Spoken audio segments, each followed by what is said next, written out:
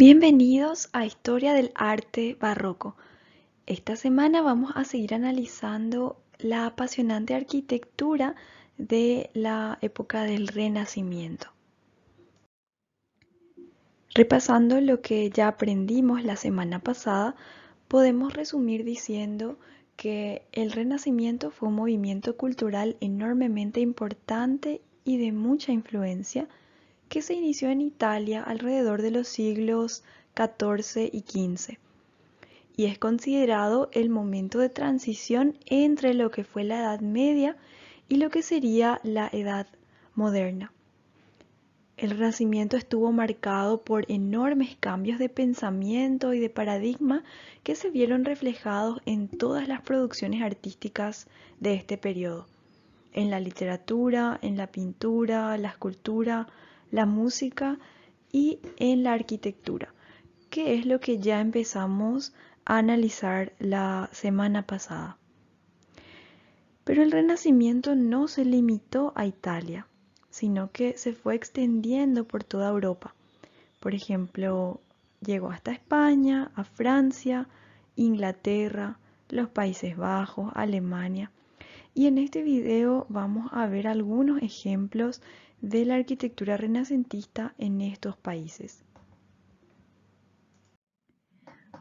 Podemos empezar con el Renacimiento en España, que para el siglo XVI prácticamente podemos decir que dominaba el mundo conocido en sentido económico y también en sentido político, ya que se enriquecieron enormemente al manejar las colonias americanas.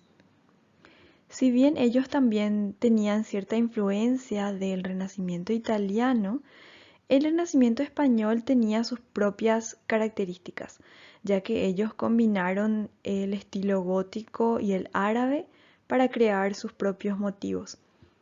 Recordamos que España tuvo mucha influencia árabe en su arte y su arquitectura.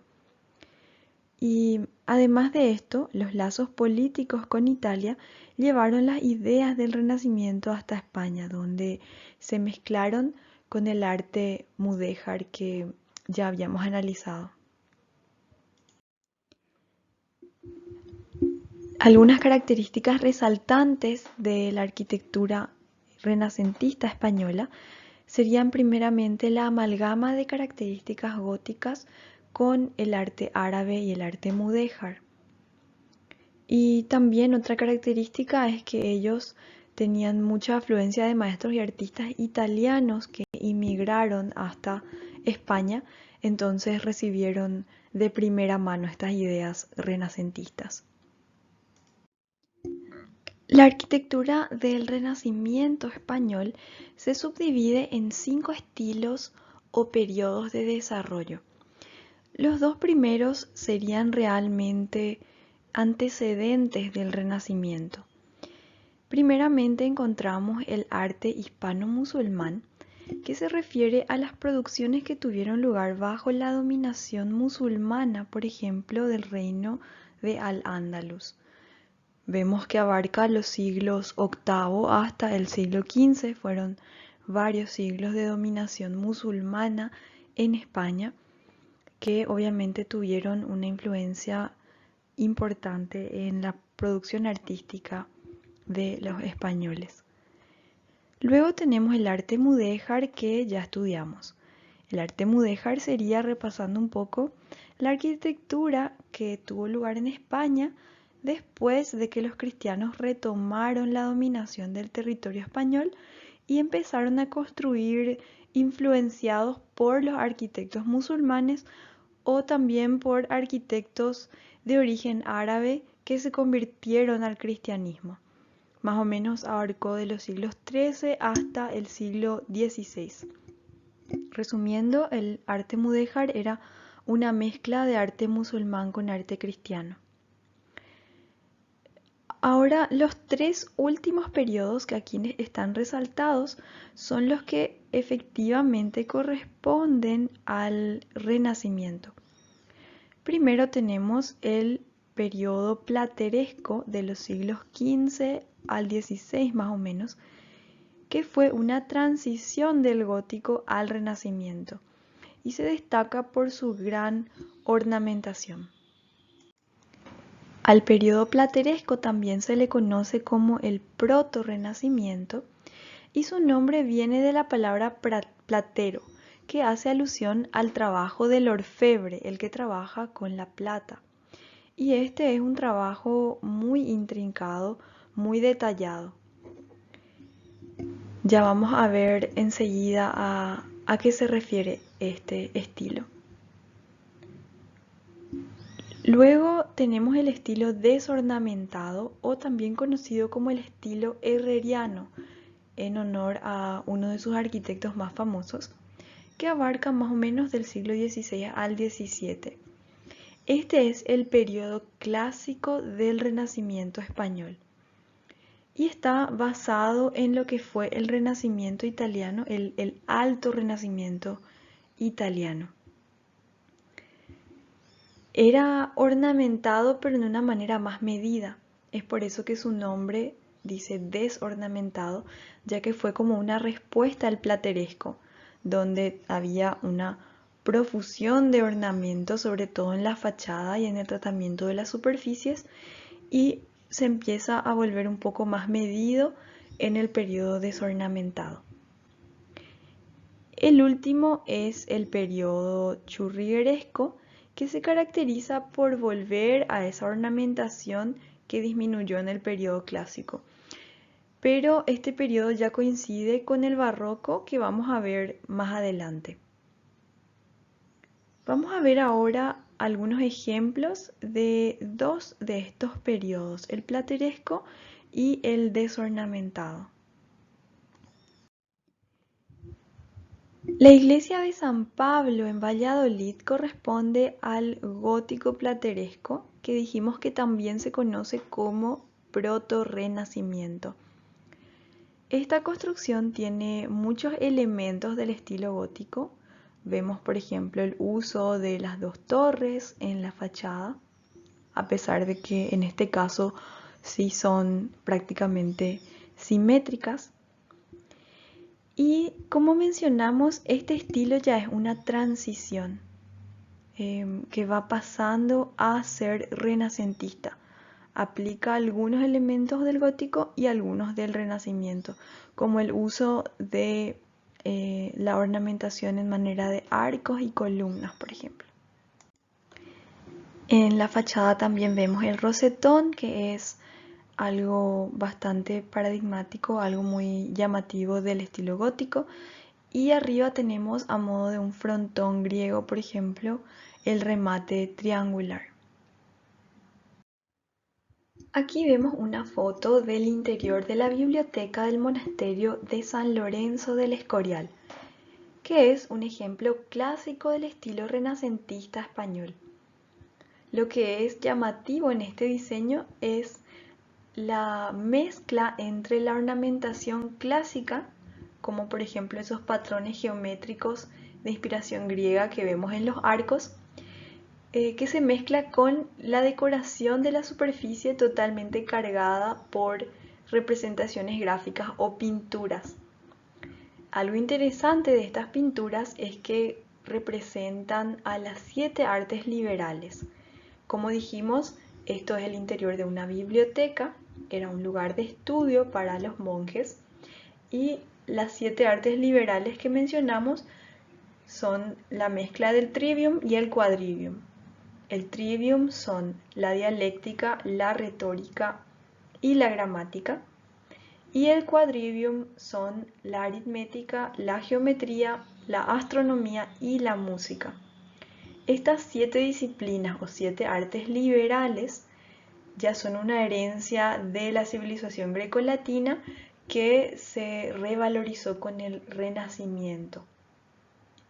Y el simple hecho de realzar estas disciplinas hasta el punto de incluirlas en la decoración de este espacio de estudio nos da a entender cómo esta visión humanista de la formación del hombre estaba también tomando espacio en España, ya que era un monasterio dedicado a la investigación religiosa, pero que estaba decorado haciendo alusión a estas disciplinas más bien humanistas.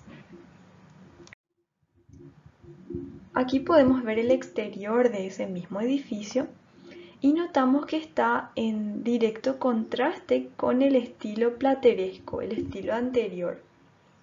Como su nombre lo indica, no posee mucho ornamento y surge por eso como una respuesta a ese estilo plateresco que estaba muy profusamente decorado. Se caracteriza, por la austeridad y la sencillez, la escasez de elementos arquitectónicos que sirven únicamente de ornamento.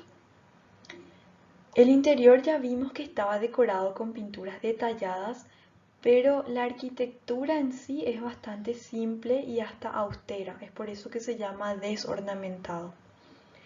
Como en el nivel más bajo podemos ver la arcada, una sucesión de arcos de medio punto que no posee ninguna ornamentación extra alrededor, pero aún así todo este edificio lo percibimos con un carácter bastante monumental. Ahora pasamos a ver cómo el Renacimiento afectó a Francia. Durante el siglo XVI, los franceses desarrollaron su propio estilo renacentista. Habíamos visto cómo en el periodo gótico Francia desarrolló su propio estilo que también impactó al resto de Europa en forma de influencia artística. A mediados del siglo XVI, el rey Francisco I, François I, asumió el poder y empezó una campaña para convertir a Francia en el centro cultural de toda Europa. Y él también fue el responsable de atraer a muchos italianos a Francia, que trajeron ideas y conocimientos renacentistas. Por esta búsqueda para establecer lazos con Italia es que Francisco I arregla el matrimonio de su hijo, Enrique II, con la italiana Caterina de Medici, quien se convierte en la reina consorte de Francia. Ya mencionamos brevemente a la familia Medici en nuestro video de la semana pasada, pero vamos a seguir hablando de ellos durante todo este mes que analizamos el Renacimiento. Recordando un poco, ellos eran una familia muy adinerada de Florencia que se dedicó al mecenazgo del arte, financiando muchas obras que hasta hoy admiramos. Obras de arquitectura, obras escultores, también obras de pintores. Estas ideas de humanismo, también la idea de valorizar el arte y la práctica del mecenazgo, por supuesto, eran cosas que Caterina las conocía muy bien al ser parte de esta familia y las llevó a Francia. Y esto también contribuyó para que el Renacimiento floreciera en Francia. Como dijimos, el estilo gótico que era propio de Francia seguía vigente y se mezcló con el Renacimiento que de a poco iba ganando terreno. Pero además de la amalgama con el gótico podemos mencionar otras características distintivas, como el hecho de que en Francia se enfocaban menos en seguir reglas y en buscar las proporciones perfectas que los italianos.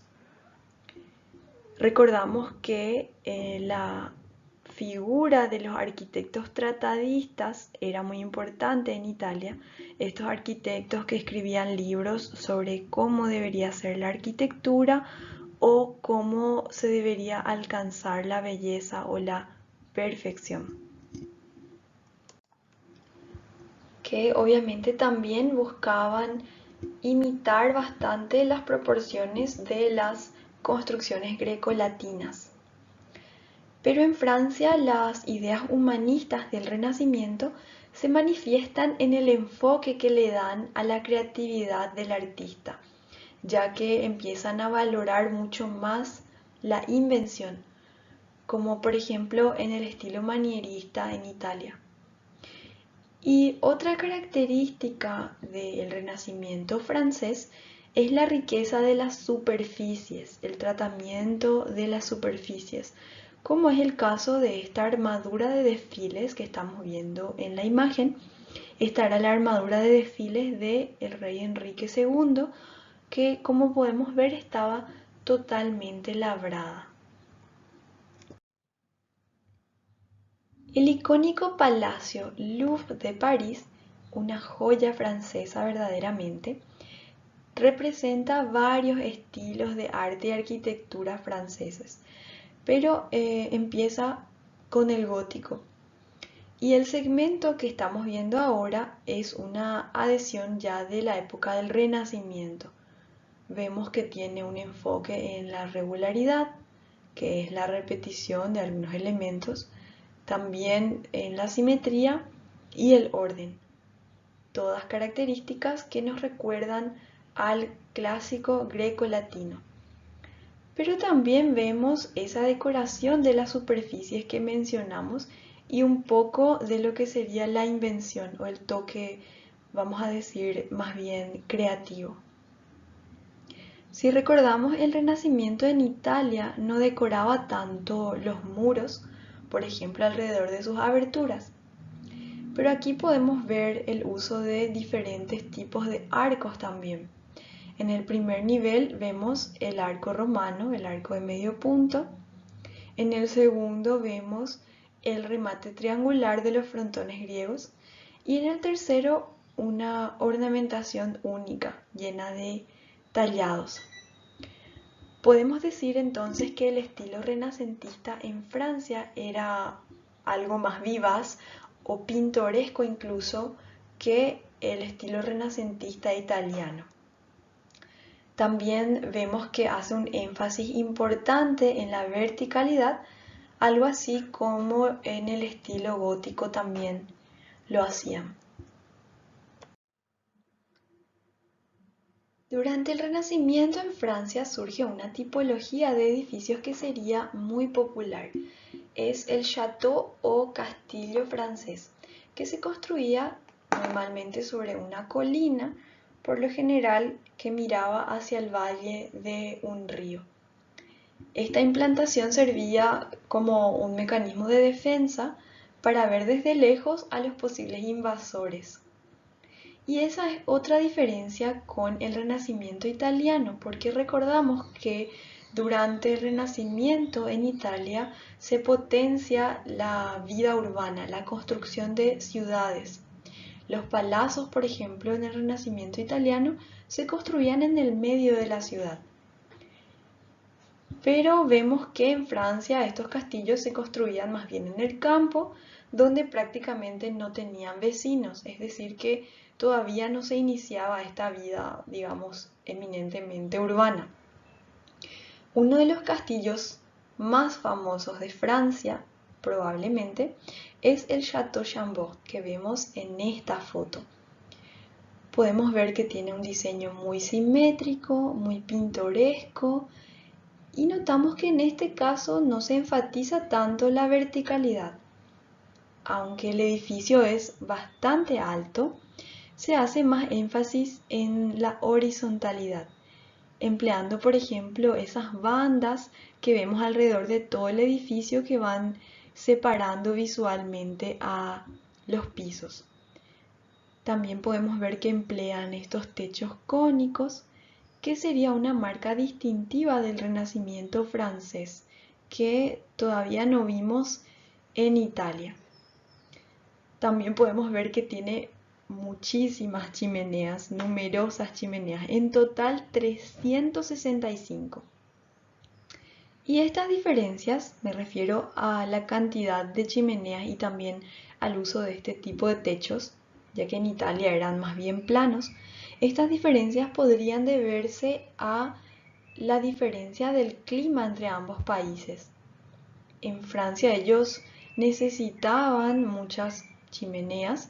De hecho, a menudo las chimeneas eran el centro o digamos el punto principal del espacio interior porque sus inviernos eran mucho más fríos.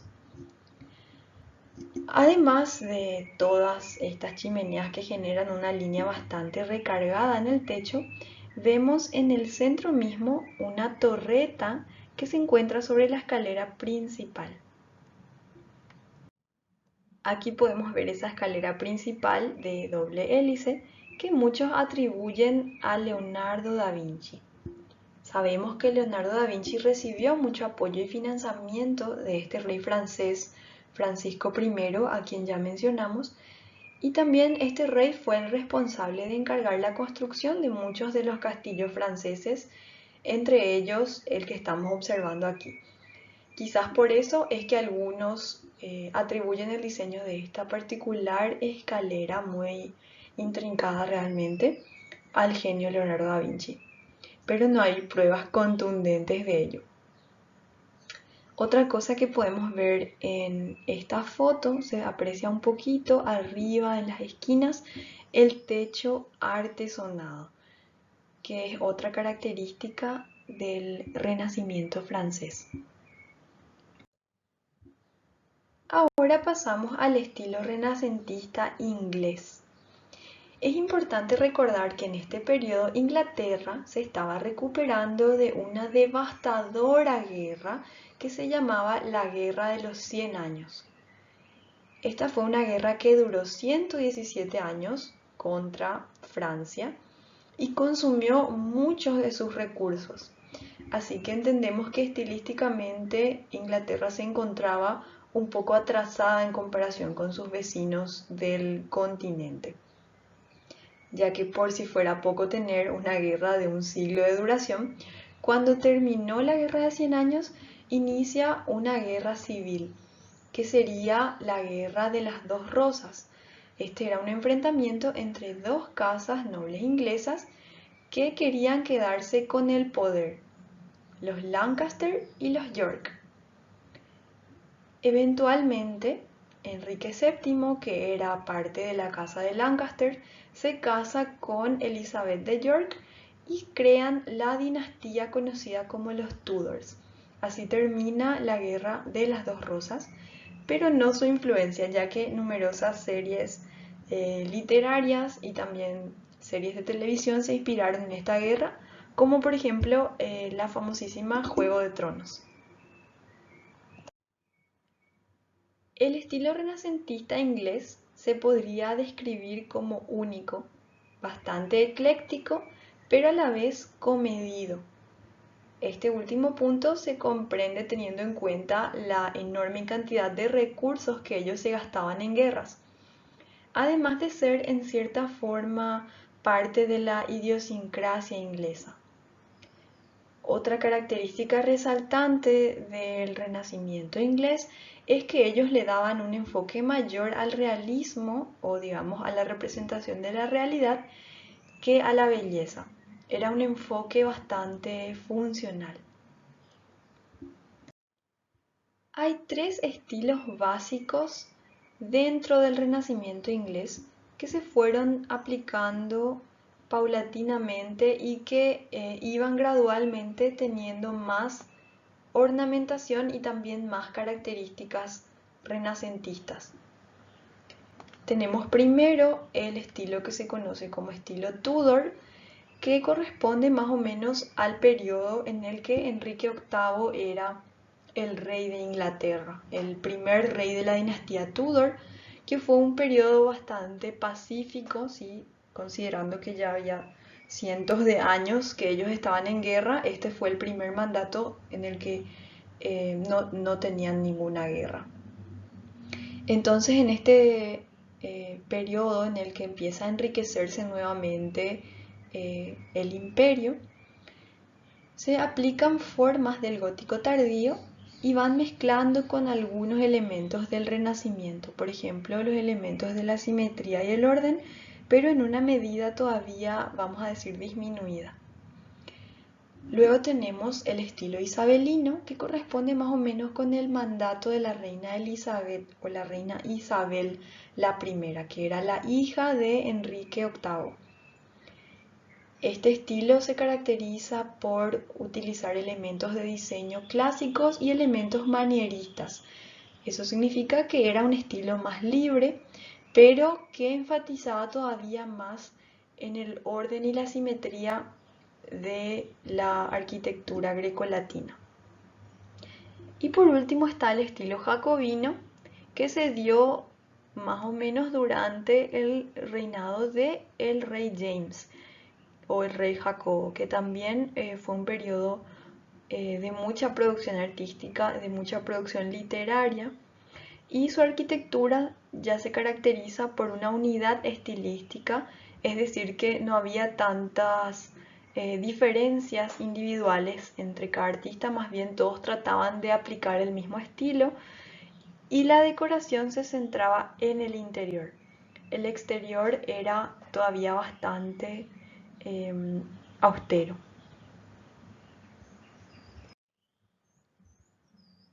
En esta imagen vemos la capilla del Colegio del Rey en Cambridge, que corresponde al estilo Tudor. Vemos que la abertura en la fachada aplica un arco que es bastante particular. A la izquierda abajo tenemos un diagrama y este tipo de arco se llama justamente el arco Tudor, porque es muy característico de este periodo. Y es una variante del arco gótico. Es como si tomáramos un arco apuntado, el arco ojival que ya vimos que se utilizaba en la arquitectura gótica, y se aplasta un poco su proporción, no es tan estilizado. En el acceso sí vemos un arco más típicamente gótico. Como mencionamos, este estilo es una transición entre el gótico y el renacimiento, y por eso es que vemos este tipo de elementos. También tiene las torres en la fachada, que es algo bastante gótico, tiene los grandes ventanales y tiene el orden y la repetición, la simetría como elementos renacentistas. Aquí vemos el Hardwick Hall en Derbyshire, que sería un ejemplo del estilo isabelino. La reina Elizabeth o Isabel tenía varias casas, y durante el verano ella y toda su corte viajaban de una casa a otra, entre las cuales se encontraba esta que ahora observamos en Derbyshire. Vemos que en este periodo las construcciones de este estilo eran un poco más bajas, pero la escala en general era mucho más grande, más monumental. Podemos ver que la línea de techo ya está un poco más ornamentada que en el estilo Tudor, empieza a ser similar al estilo francés, pero una versión mucho menos cargada y mucho más simétrica. También este estilo se caracteriza por una mayor cantidad de ventanales, lo que lograba un interior bastante iluminado. Considerando que esto era una casa de verano, habrá sido una característica que apreciaban mucho. Y por último vemos un ejemplo del estilo jacobino, que como vemos está mucho más inspirado en el Renacimiento italiano, particularmente inspirado en lo que fue la interpretación de las teorías clásicas de los arquitectos tratadistas, como por ejemplo Andrea Palladio. El arquitecto de esta obra es Inigo Jones, y la mayoría de sus obras se caracterizan por la forma, digamos, prácticamente de un prisma rectangular, una estructura que es rectilínea, y la decoración que se centraba más bien en el interior, como dijimos, aunque el exterior también tiene ese tratamiento de superficie, dejando por ejemplo los ladrillos a la vista en forma de textura, utilizando algunos elementos triangulares para decorar encima de las ventanas, también el arco de medio punto y algunas columnas totalmente decorativas en estas ventanas, que nos recuerdan bastante a lo que era la arquitectura renacentista clásica en Italia. Así culminamos este breve repaso de lo que fue la influencia del Renacimiento en el resto de Europa. Espero que les haya gustado, que hayan aprendido mucho y que les sirva como inspiración para su investigación de la semana. Si tienen preguntas, no duden de ponerse en contacto conmigo, ya saben cómo encontrarme. Hasta la próxima.